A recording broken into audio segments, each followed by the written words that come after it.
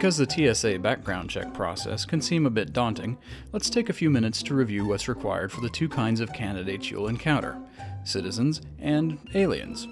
The other kind, of course. Let's start with the case of Marvin, a US citizen who's been a private pilot for years, but now wants to add an instrument rating. Because the instrument rating, along with the recreational, sport, and private certificates, and the multi-engine rating, is one of the types of training the TSA is interested in, you'll have to verify that he is in fact a US citizen before you can start training. As an aside, if Marvin, or anyone else for that matter, citizen or not, just wanted to do a flight review, an IPC, or other recurrent training, they wouldn't have to go through any of this. Same for initial demonstration flights. So how do we verify that Marvin is not in fact an alien? Well, it so happens that Men in Black Headquarters has developed a variety of highly specialized techniques over decades of... never mind. Instead, we'll be relying on valid US passports, original birth certificates, naturalization certificates, and the like.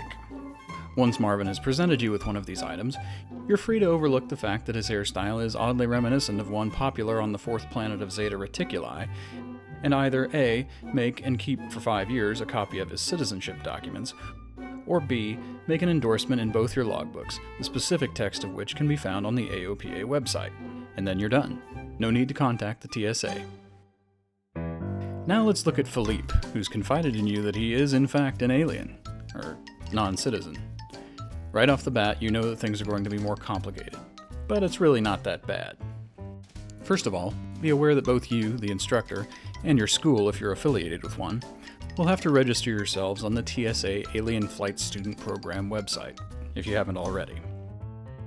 If you're an independent CFI, you register as a quote-unquote provider admin. If you're employed by a flight school, you register as a provider agent, and the school registers as the admin. Now, just because Philippe is an alien, it doesn't mean he has to go through a background check for all flying. Just like with Marvin, it's only if he wants an initial pilot certificate or an instrument/multi-engine rating. Recurrent training flights and demo rides don't count. As fate would have it, though, Philippe wants to get a private pilot certificate, which means he has to register with the TSA. That being the case, step 1 is to let Philippe know that he's got homework ahead of him. Be aware at this point that Zeta Reticulans really hate homework, and upon hearing this may attempt to... never mind. Step 2 is to go through what he needs to do. It probably goes without saying that he needs to be here legally. If he's not, let's just say that certain things could happen. Second, he needs an email address. And third, he needs to create an account on the TSA website, then wait a day or two for access to the account. And then the fun begins. Once he has access to his account, his next step is to go online and start the application, which will require him to fill out a whole bunch of information and upload some documents. Instructions for doing that are on the site. Once that's all done, he submits the application, at which point the ball is back in your court, because the TSA will be sending you, or the flight school, an email asking you to confirm that you are in fact planning to provide training. Once you confirm this, Philippe gets permission to kick over $130 to the TSA, and within a week after that they'll grant a preliminary approval, assuming Philippe is a good guy and all the I's are dotted, T's crossed, etc. Note that this does not give you permission to start flight training.